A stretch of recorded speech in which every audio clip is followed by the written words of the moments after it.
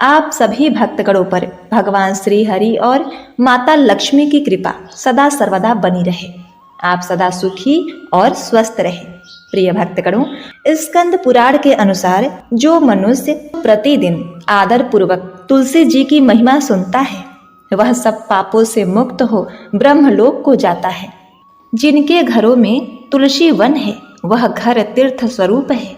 जो श्रेष्ठ मनुष्य तुलसी का बगीचा लगाते हैं वे यमराज को नहीं देखते।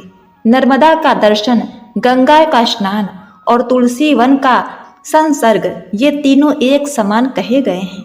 जो तुलसी की मंजरी से संयुक्त होकर प्राण त्यागता है वह सैकड़ों पापों से युक्त हो तो भी यमराज उसकी ओर नहीं देख सकते।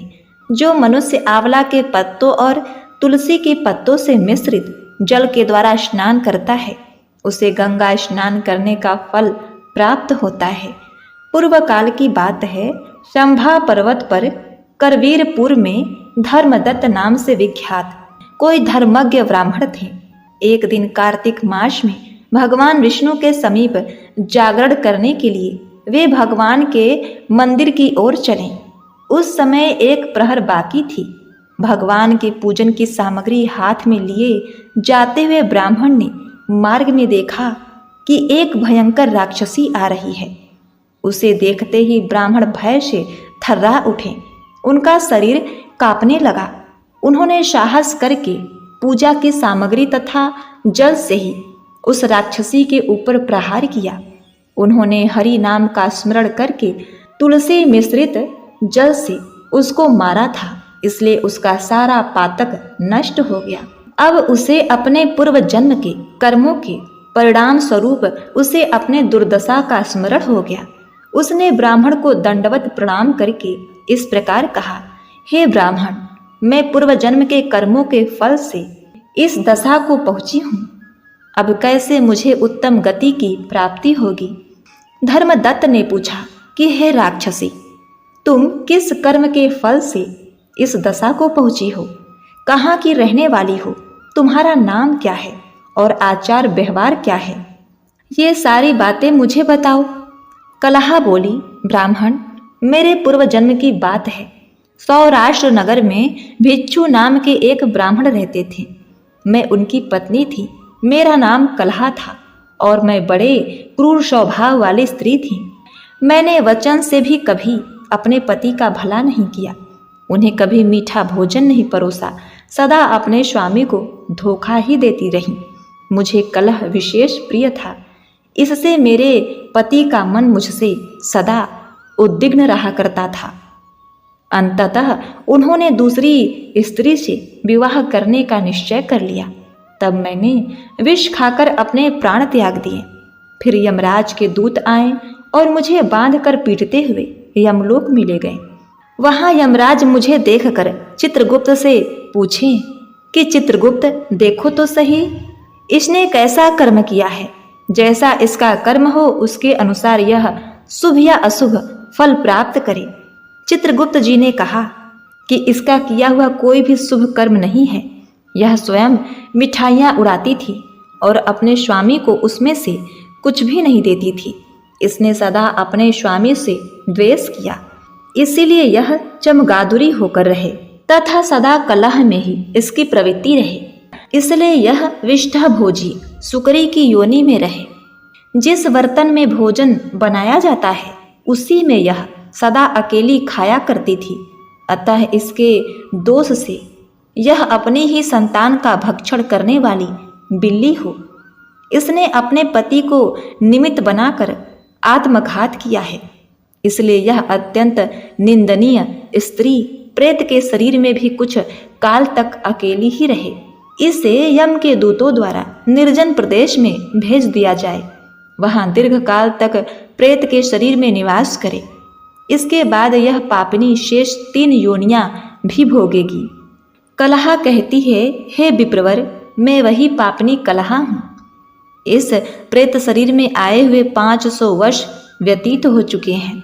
मैं सदा भूख प्यास से पीड़ित रहा करती हूँ। एक बनिए के शरीर में प्रवेश करके मैं इस दक्षिण दिशा में कृष्णा और वेणी के संगम तक आई हूँ। ज्यों ही संगम तट पर पहुंची, त्यों ही भगवान शिव और विष्णु के पार्षदों ने मुझे बलपूर्वक उसके शरीर से दूर भगा दिया। तब से मैं भूख का कष्ट सहन करती हुई इधर उधर घूम रही हूँ। इतने में ही आपके ऊपर मेरी दृष्टि पड़ी। आपके हाथों से तुलसी मिश्रित जल का संसर्ग पाकर मेरे सब पाप नष्ट हो गए। द्विज श्रेष्ठ, अब आप ही कोई उपाय कीजिए। बताइए, मैं इस प्रेत शरीर से भविष्य में रहने वाली भयंकर 3 योनियों से किस प्रकार मुक्त हो पाऊंगी। कलह का यह वचन सुनकर ब्राह्मण धर्मदत्त ने बहुत समय तक सोच विचार करके कहा कि तीर्थ में दान और व्रत आदि सत्कर्म करने से मनुष्य के पाप नष्ट हो जाते हैं, परंतु तू तो प्रेत के शरीर में है, अतः उस कर्मों को करने की अधिकारिणी नहीं है। इसलिए मैंने जन्म से लेकर अब तक जो कार्तिक का व्रत किया है, उसके पुण्य का आधा भाग मैं तुम्हें देता हूँ, तू उससे सदगति को प्राप्त हो जा। जो कहकर धर्मदत्त ने 12 मंत्र का श्रवण करते हुए तुलसी मिश्रित जल से ज्यों ही उसका अभिषेक किया, त्यों ही वह प्रेत योनि से मुक्त हो प्रज्वलित अग्निशंख के समान तेजस्वनी एवं दिव्य रूप धारणी देवी हो गई और सौंदर्य में लक्ष्मी जी की समानता करने लगी। तदनंतर उसने भूमि पर दंड की भांति गिरकर ब्राह्मण देवता को प्रणाम किया और हर्ष से गदगद वाणी में कहा, द्विज श्रेष्ठ, आपके प्रसाद से आज मैं इस नरक से छुटकारा पा गई। मैं पाप के समुद्र में डूब रही थी, आप मेरे लिए नौका के समान हो गए। वह इस प्रकार ब्राह्मण से कही रही थी कि आकाश से एक दिव्य विमान उतरा। वह अत्यंत प्रकाशमान एवं विष्णु रूपधारी पार्षदों से युक्त था। विमान के द्वारपाल खड़े हुए। पुण्यशील और सुशील ने उस देवी को उठाकर श्रेष्ठ विमान पर चढ़ा दिया। तब धर्मदत्त ने बड़े विस्मय के साथ उस विमानों को देखा और विष्णु रूपधारी पार्षदों को देखकर साष्टांग प्रणाम किया।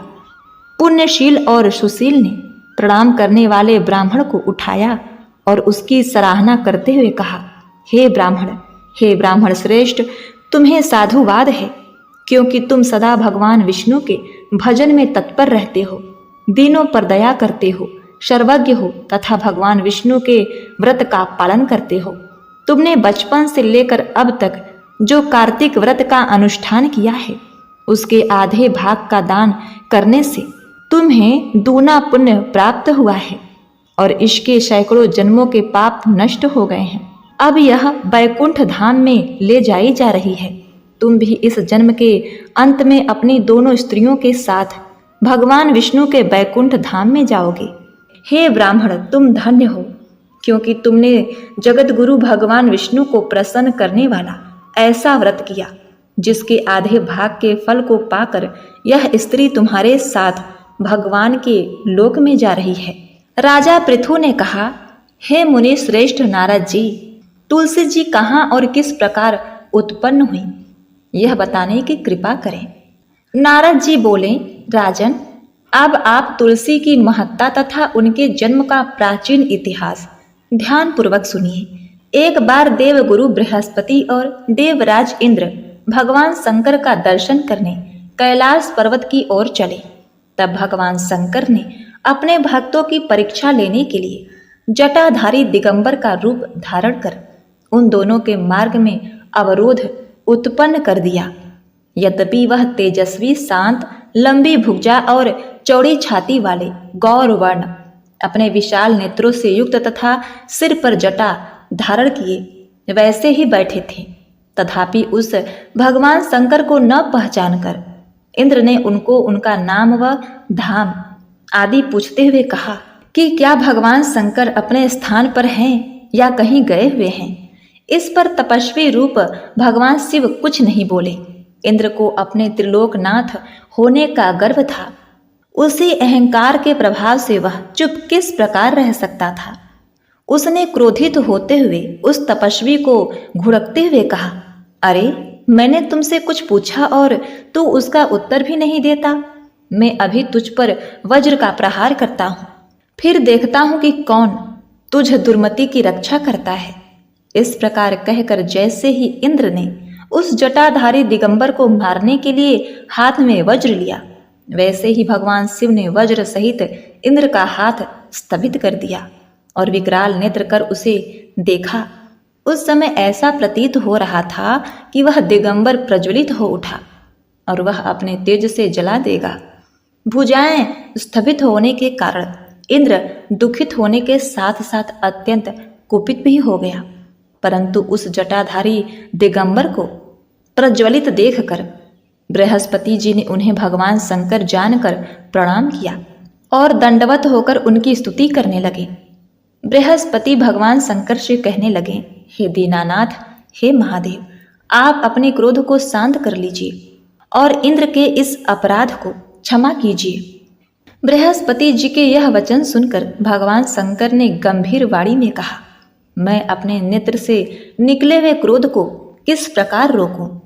तब बृहस्पति जी ने कहा, भगवान, आप अपना भक्त वत्सल नाम सार्थक करते हुए अपने भक्तों पर दया कीजिए। आप अपने इस तेज को अन्यत्र स्थापित कीजिए और इंद्र का उद्धार कीजिए।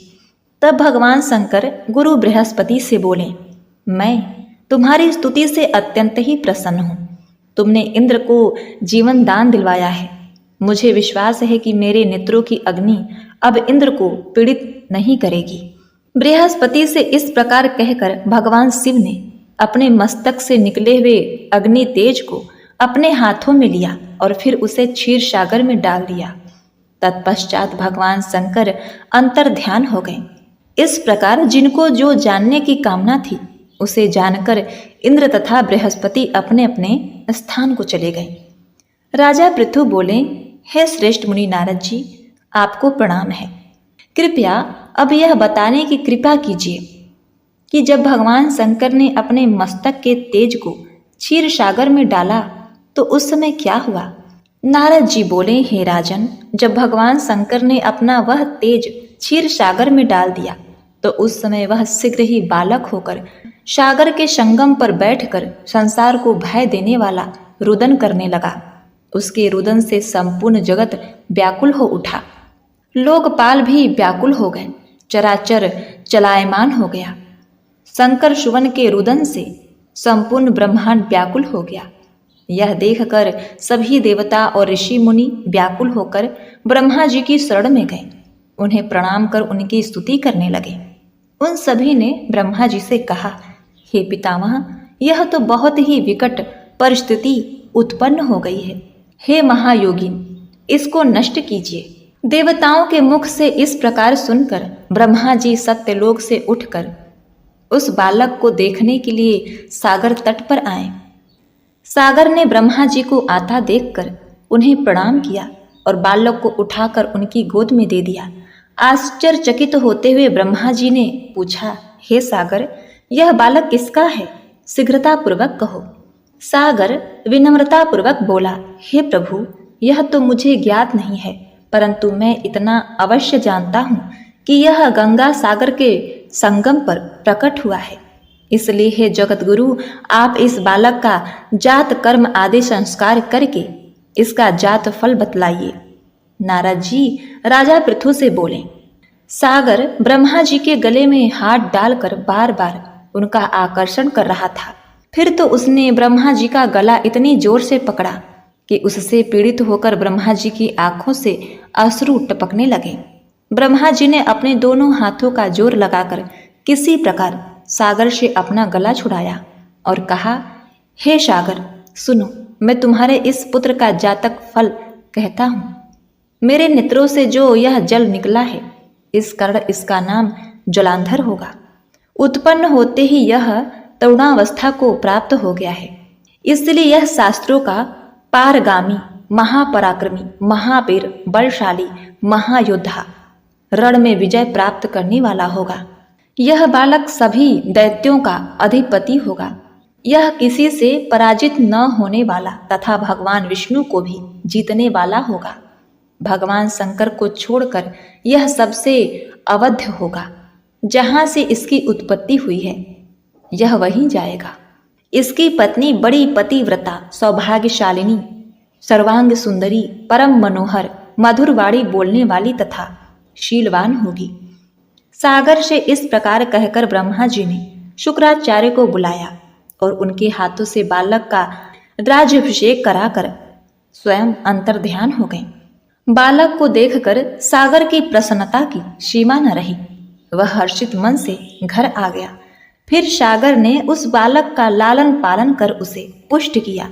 फिर काल नेमी नामक असुर को बुलाकर वृंदा नामक कन्या से विधि पूर्वक उसका विवाह करा दिया। उस विवाह में बहुत बड़ा उत्सव हुआ। श्री शुक्राचार्य के प्रभाव से पत्नी सहित जलांधर दैत्यों का राजा हो गया। वृंदा अति सुंदर थी और सारे ब्रह्मांड में प्रथम सती और पतिव्रता थी। परम सुंदर स्त्री पाकर जालंधर बहुत प्रसन्न था। एतएव आनंद से दिन व्यतीत करने लगा। जब जालंधर घर में आता तो वृंदा स्वयं अपने हाथों से पंखा झलती, पाद्य अर्घ तथा आचमन अर्पण करती। इस प्रकार वह अपने पति को नारायण समझकर उनकी सेवा किया करती थी। हे राजा पृथु, देवताओं के भय से भयभीत होकर जो सब दैत्य पाताल लोक में भाग गए थे, वे जालंधर का अभय पाकर पुनः पृथ्वी पर आकर निर्भय घूमने लगे। उसी समय जालंधर ने राहु के कटे हुए सिर को देखा तो उसने शुक्राचार्य से इसका रहस्य पूछा। तब शुक्राचार्य जी ने समुद्र मंथन के समय देवताओं द्वारा अमृत को छले जाने का संपूर्ण वृत्तांत कह सुनाया। इस प्रकार अपने पिता का मंथन और देवताओं द्वारा दैत्यों का अपमान सुनकर जलांधर को बड़ा क्रोध आया। क्रोध में भरे हुए जलांधर ने घष्मर नामक दूत को बुलाया और देवताओं के पास भेजा। घष्मर ने देवराज इंद्र की सभा में जाकर अभिमानवश न मस्तक झुकाया न नमस्कार किया, बल्कि गरज कर कहा कि दैत्यराज जलंधर ने जो कुछ कहलाया भेजा है वह सब कान खोलकर सुन लो। उन्होंने कहा कि मेरे पिता समुद्र का मंथन करके जो 14 रत्न तुमने ले लिए हैं उस पर तुम्हारा कोई अधिकार नहीं है। भला इसी में है कि वे रत्न तुम हमको वापस लौटा दो। दूत के यह अभिमान पूर्वक शब्द सुनकर इंद्र भयभीत हो गया और विस्मय के साथ बोला कि समुद्र सदैव हमारे शत्रु दैत्यों की रक्षा करता है, इसीलिए उसको हमने मतकर जो रत्न लिए हैं उस पर दैत्यों का कोई अधिकार नहीं है। दूत ने देवराज के ऐसे वचन सुनकर वापिस लौटकर जलांधर को उत्तर सुना दिया। उसको सुनकर जलांधर को बहुत क्रोध आया और देवताओं को जीतने का उपाय सोचने लगा। उसने सभी दिशाओं में दूत भेजकर और पाताल में संदेश देकर समस्त दैत्यों को बुला लिया और शुंभ और निशुंभ को दैत्य दल का सेनापति बना दिया। उन्होंने दैत्य दल सहित नंदनवन में जाकर इंद्र की अमरावतीपुरी को चारों ओर से घेर लिया। तब देवराज इंद्र की आज्ञा से देवता भी युद्ध के लिए तैयार होकर मैदान में आ डटे। अनेक प्रकार के शस्त्रों से दैत्यों और देवताओं में युद्ध आरंभ हो गया। दोनों पक्ष एक दूसरे को मार मार कर गिराने लगे। सब ओर रक्त की धाराएं बहने लगी। मरकर गिरे हुए हाथियों और घोड़ों से पृथ्वी भर गई। जो दैत्य समर भूमि में मर जाते थे उन्हें शुक्राचार्य अपने संजीवनी विद्या से जीवित करने लगे। उधर देव गुरु बृहस्पति द्रोणाचल पर्वत की दिव्य जड़ी बूटियों का प्रयोग करके देवताओं को दोबारा जीवित करने लगे। जब देव गुरु बृहस्पति द्वारा जड़ी बूटियों के प्रयोग से देवताओं को जीवन करने का समाचार दैत्यराज जलंधर ने सुना तो उसने समस्त बलशाली दैत्यों को एकत्रित करके आज्ञा दी कि द्रोणाचल पर्वत उठाकर समुद्र में फेंक दो। जलंधर की आज्ञा पाते ही दैत्यों ने द्रोणाचल पर्वत उठाकर समुद्र में फेंक दिया और फिर घोर युद्ध आरंभ कर दिया। दोबारा प्रारंभ हुए युद्ध में बहुत से देवता मारे गए। तब देव गुरु बृहस्पति जी एक बार फिर संजीवनी बूटी लेने द्रोणाचल पर्वत पर गए। पर्वत न पाकर और देवताओं का संहार होते देखकर देवगुरु घबरा गए। व्याकुल होकर बृहस्पति देव ने देवताओं से कहा कि शीघ्र ही यहाँ से भागो, क्योंकि ये दैत्य जलंधर के अंश से उत्पन्न हुए हैं। इसलिए तुम्हारे मारे से नहीं मरेंगे। देवगुरु बृहस्पति की यह बात सुनकर सभी देवता घबरा गए और भयभीत होकर भागने लगे। जब समस्त देवता 10 दिशाओं में भागकर छिपने लगे, तब दैत्यराज जलंधर ने जीत के नगाड़े बजाते हुए अमरावती नगरी में प्रवेश किया। देवताओं के भाग जाने पर इंद्र की राजधानी अमरावती पूरी शुंभ और निशुंभ के अधिकार में सौंपकर जलांधर देवताओं का पीछा करने के लिए सुमेरु पर्वत की ओर चल दिया। इंद्र आदि सब देवता दैत्यराज जलंधर को अपनी ओर आता देखकर भगवान की स्तुति करने लगे।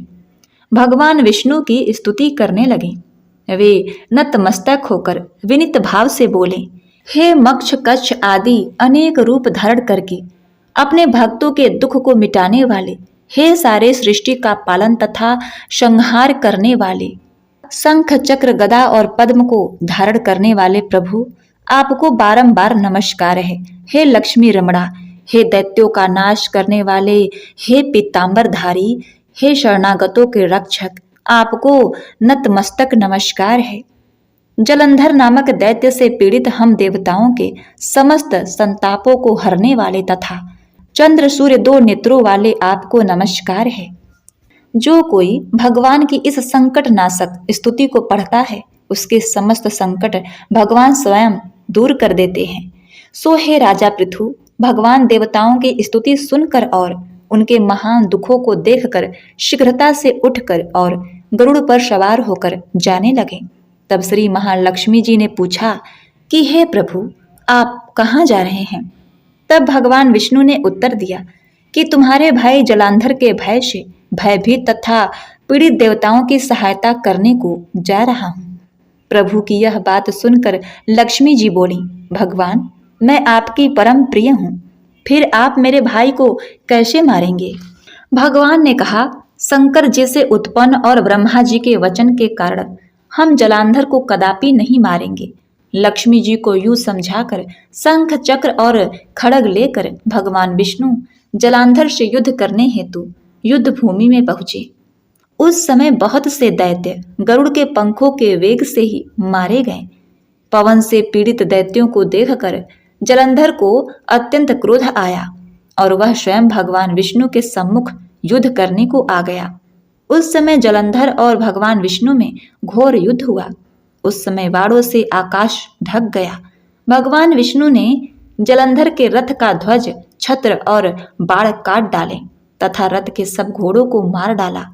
यह देख जलंधर ने गरुड़ के मस्तक पर गदा मारी, जिससे गरुड़ देव मूर्छित हो गए। तब भगवान विष्णु ने अपनी तलवार से जलंधर की गदा को काट दिया। इसके बाद जलंधर और भगवान में कई वर्षों तक मल्ल युद्ध होता रहा। जलंधर और भगवान विष्णु के इस घनघोर युद्ध को देखकर सारा ब्रह्मांड भयभीत होकर कंपायमान हो गया। अंत में भगवान विष्णु ने कहा, हे दैत्यराज, तुम्हारा और हमारा युद्ध ठीक नहीं, क्योंकि तुम लक्ष्मी जी के भाई हो। तब जलंधर ने कहा, यदि आप प्रसन्न हैं तो मैं आपसे यह वरदान मांगता हूँ कि आप लक्ष्मी और गरुड़ सहित मेरे घर में भी निवास करें। यह सुनकर भगवान विष्णु लक्ष्मी और गरुड़ के सहित उसके यहाँ रहने का वचन देकर चले गए।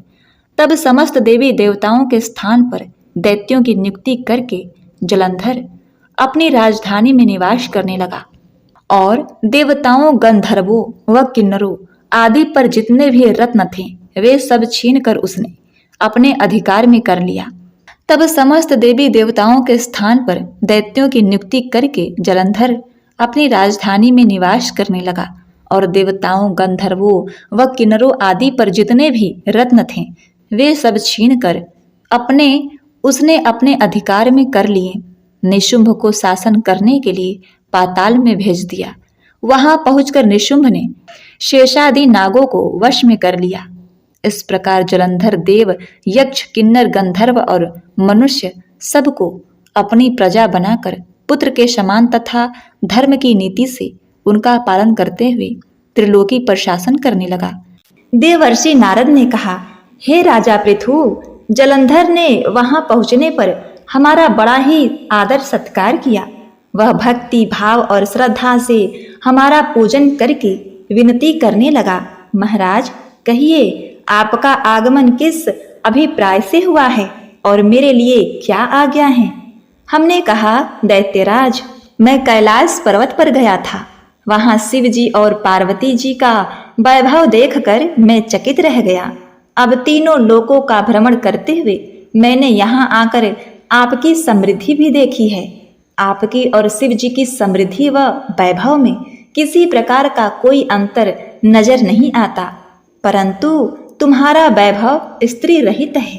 कामदेव के शत्रु शरीर पर भस्म लेपन करने वाले शिव जी के पास स्त्री रत्न के रूप में पार्वती जी हैं। यद्यपि तुम्हारे पास भी अनेक सुंदर स्त्रियां हैं, परंतु उसमें से एक भी ऐसी नहीं है जिसकी तुलना पार्वती जी से की जा सके। अतः आपका सुंदर स्त्री से रहित यह अधूरा वैभव देखकर यही निश्चय हुआ है कि शिव के समान सारे ब्रह्मांड में किसी का वैभव नहीं है। उनके पास पार्वती जी के रूप में ऐसी अनुपम स्त्री है जिसको देखकर ब्रह्मा जी ने अनेक अप्सराएं रची, परंतु एक भी पार्वती जी के समान नहीं बन सकी। नारद जी ने आगे राजा पृथु से कहा, हे राजन, मैं तो केवल इतनी बात कहकर वहां से चला आया, परंतु पार्वती जी की अपूर्व सुंदरता की बात सुनकर जलांधर कामदेव के ज्वर से पीड़ित हो गया। उसने उसी समय राहु को बुलाकर कहा कि तुम अभी कैलाश पर्वत पर जाकर शिव को हमारी आज्ञा सुनाओ। तुम शिव से कहना कि त्रिलोकी के राजा अति पराक्रमी जलांधर ने आज्ञा दी है कि तीन लोक के नाथ और सब रत्नों के स्वामी जलंधर के होते हुए तुम शमशानवासी तथा नरमुंडों की माला धारण करने वाले जटाजूटधारी अवधूत के पास पार्वती जैसी परम सुंदर स्त्री शोभा नहीं देती। तीनों लोकों का स्वामी होने के कारण सभी रत्नों पर मेरा अधिकार है, क्योंकि पार्वती स्त्री रूप में रत्न है, अतः वह मेरे पास ही शोभित हो सकती है।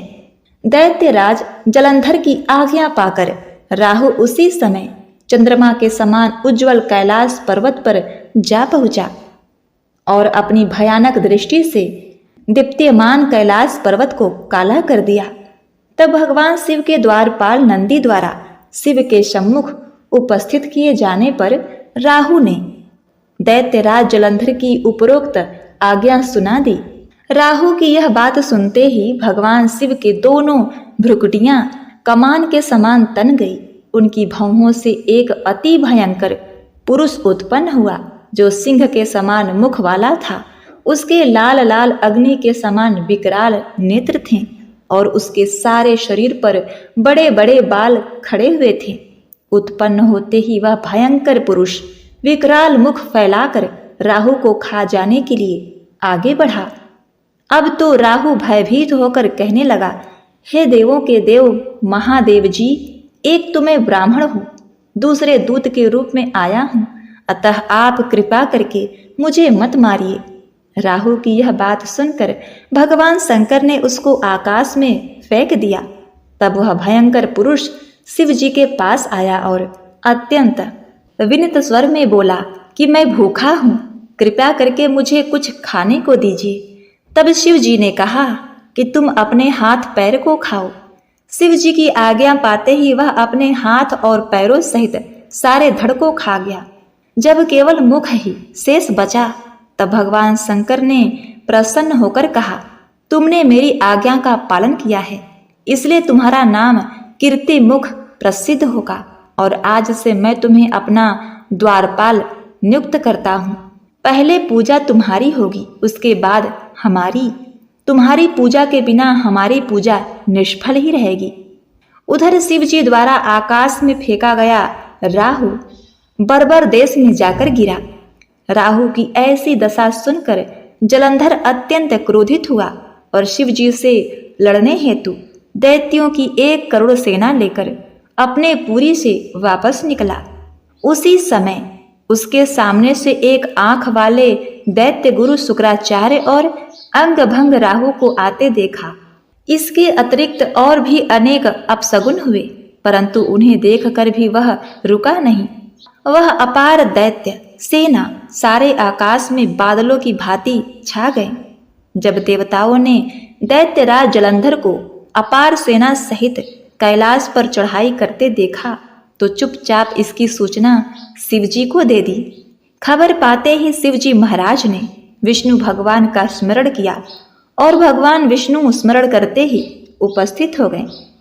शिवजी ने भगवान विष्णु से कहा, हे नारायण, देवताओं को पीड़ा देने वाले इस महादैत्य को आपने क्यों नहीं मारा?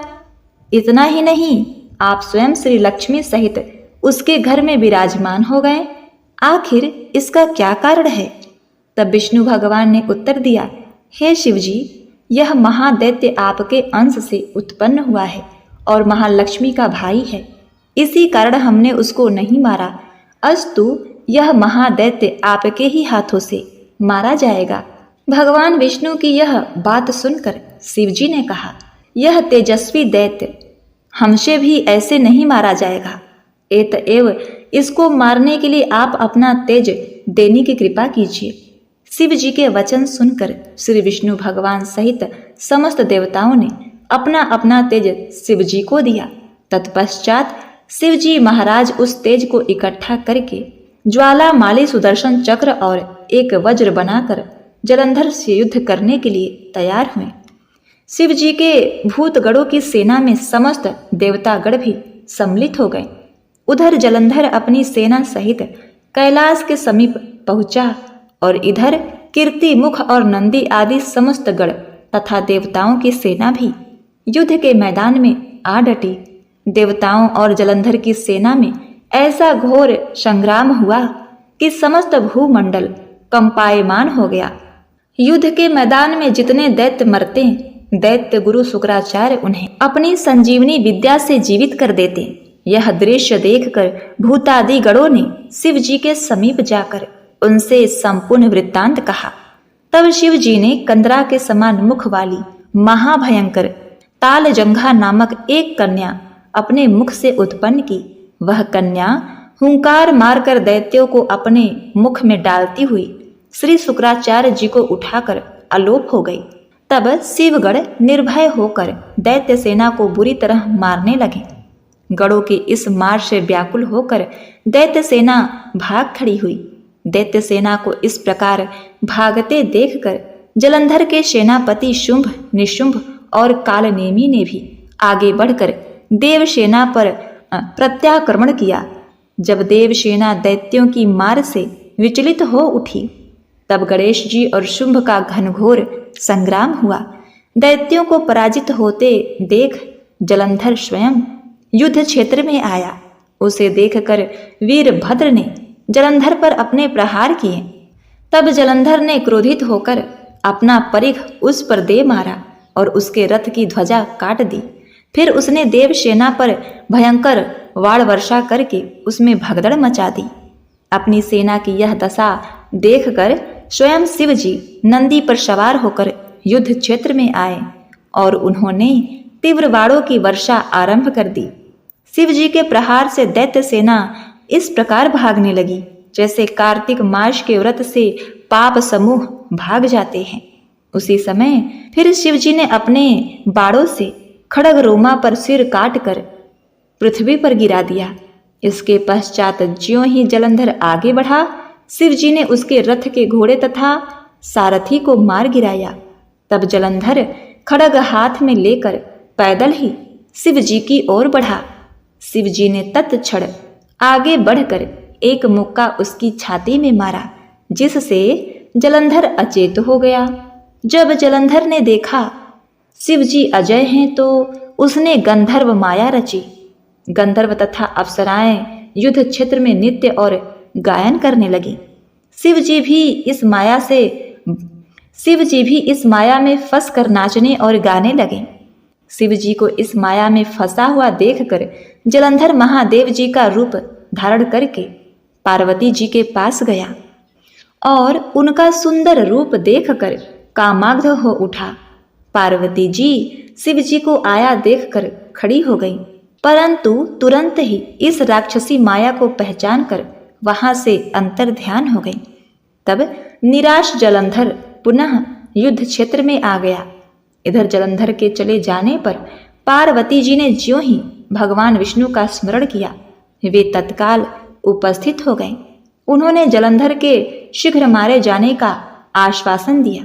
भगवान विष्णु विचार करने लगे कि जलंधर ने स्वयं ही अपने मृत्यु का रास्ता बना दिया है। यह दुष्ट वृंदा के पतिव्रत धर्म के कारण ही नहीं मर रहा है। अतएव देवताओं तथा अपने भक्तों की रक्षा करने के लिए हमको ही वृंदा को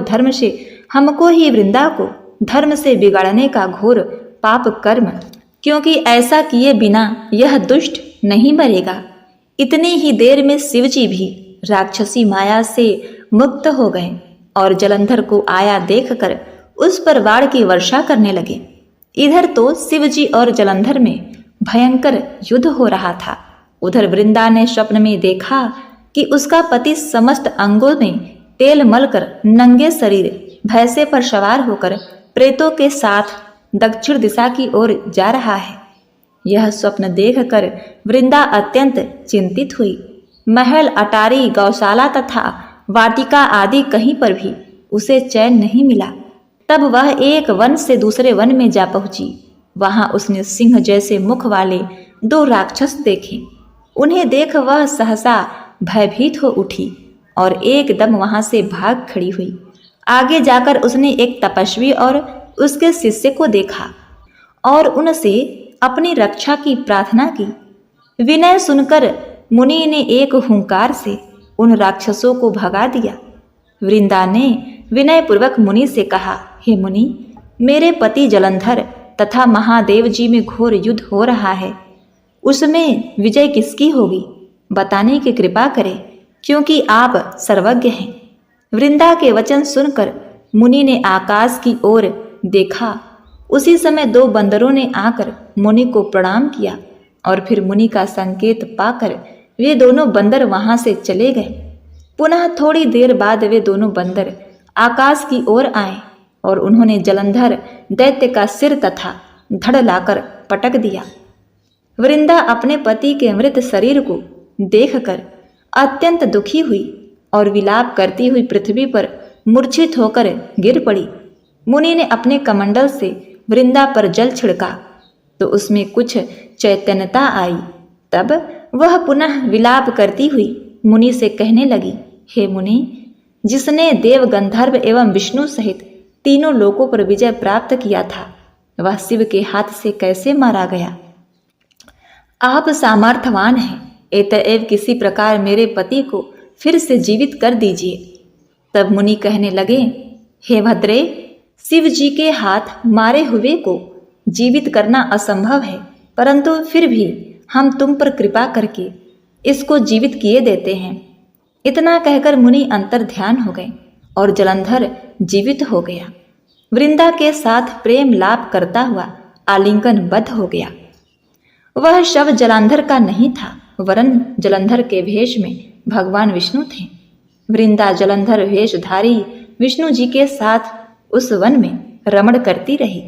एक दिन मैथुन के पश्चात अपने पति के भेष में विष्णु को पहचान कर वृंदा अत्यंत क्रोधित हुई और बोली, तुमने मेरी पतिव्रत धर्म भंग किया है, इसलिए मैं तुम्हें श्राप देती हूँ कि निश्चय ही वह कपट मुनि तुम ही थे और तुमने ही माया द्वारा 2 राक्षस बनाए थे।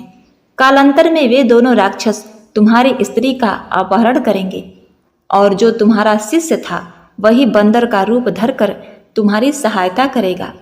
तुमने मेरे साथ छल किया है, अतः तुम इसी समय शिला पत्थर हो जाओ, तुम्हारा हृदय पत्थर का है। इतनी कथा सुनाने के बाद नारद जी ने महाराज पृथु को बतलाया, हे राजन, भगवान विष्णु ने देवताओं तथा अपने भक्तों की रक्षा के लिए पतिव्रता वृंदा का शील भंग किया था, इसलिए मन ही मन वे अत्यंत दुखी थे।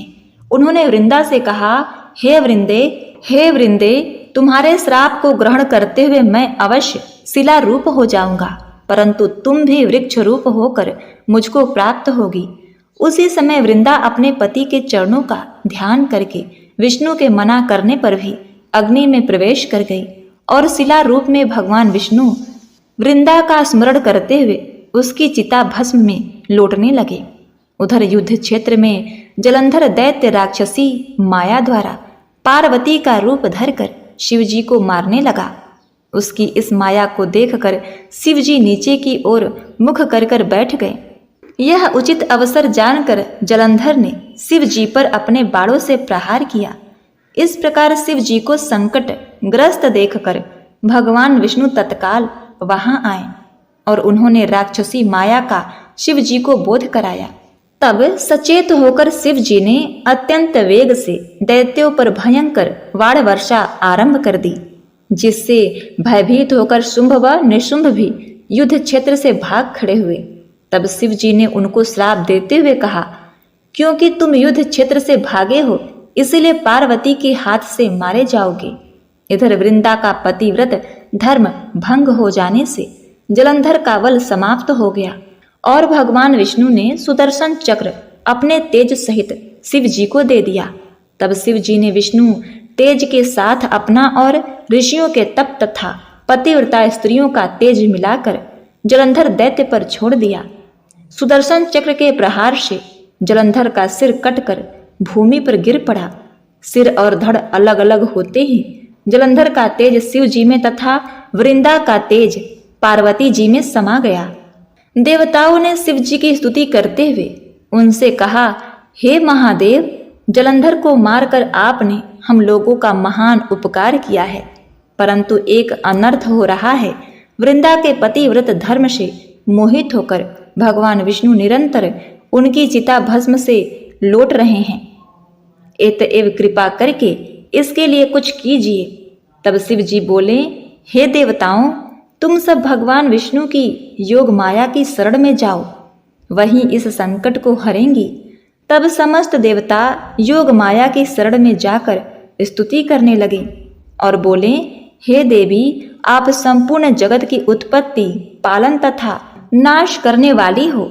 सतोगुण, रजोगुण तथा तमोगुण आपसे ही उत्पन्न हुए हैं। आपकी माया को स्वयं ब्रह्मा जी भी नहीं जान सकते। ऐसी देवी को हमारा नमस्कार है, जिसके भक्तगण अनादर तथा मोह को प्राप्त नहीं होते। ऐसी मूल प्रकृति को हमारा नमस्कार है। उस समय देवताओं ने आकाश में एक तेज देखा और आकाशवाणी सुनी, रजोगुण, सतोगुण, तमोगुण, रूप, गौरी, लक्ष्मी और सरस्वती मैं ही हूँ। इन्हीं तीनों रूपों से तुम्हारी सिद्धि होगी। एतएव तुम उन्हीं की आराधना करो। फिर उन तीनों देवियों ने प्रकट होकर 3 बीज देते हुए कहा कि इस तीनों बीजों को जहाँ पर विष्णु हैं बोकर अपना कार्य सिद्ध करो। देवताओं ने तीनों बीज ले जाकर जहाँ वृंदा की चिता में विष्णु लौट रहे थे बो दिए। उस तीनों बीजों से 3 वृक्ष उत्पन्न हुए। रजोगुण सरस्वती से आंवला, तमोगुण गौरी से तुलसी और सतोगुण लक्ष्मी से मालती की उत्पत्ति हुई। श्री लक्ष्मी ने अपना बीज ईर्ष्या युक्त होकर दिया था, इसलिए मालती भगवान की पूजा में निंदित तथा आंवला और तुलसी भगवान को अति प्रिय है। इस प्रकार वृंदा ने वृक्ष रूप हो भगवान शालिग्राम से संयोग किया। इस प्रकार कार्तिक के उद्यापन में भगवान की पूजा तुलसी के मूल में होती है। जिस घर में तुलसी का वृक्ष होता है उसमें यमदूत कभी नहीं आते। नर्मदा तथा गंगा जल और तुलसी का पूजन, ये तीनों कार्य समान हैं। मनुष्य चाहे कितना भी पापी क्यों न हो, प्राण निकलते समय मंजरी सहित तुलसी दल जिसके कंठ में होता है वह पाप मुक्त होकर सीधा वैकुंठ को जाता है। जो मनुष्य अपने पितरों का श्राद्ध तुलसी और आंवले की छाया में करता है उसके पितरगण मोक्ष को प्राप्त होते हैं। जो मनुष्य मंजरी युक्त तुलसी तथा आंवले का फल मुख में रखता है वह साक्षात विष्णु के समान है। जो मनुष्य कार्तिक मास में रुद्राक्ष की माला धारण करता है वह धर्म, अर्थ, काम तथा मोक्ष को प्राप्त होता है। तुलसी और आंवले का महात्म्य स्वयं ब्रह्मा जी भी करने में असमर्थ हैं। जो कोई श्रद्धा भाव से इस कथा को पढ़ता या सुनता है वह भी अनंत काल में मोक्ष को प्राप्त होता है। तो बोलिए जय श्री हरि। ओम नमो भगवते वासुदेवाय नमः।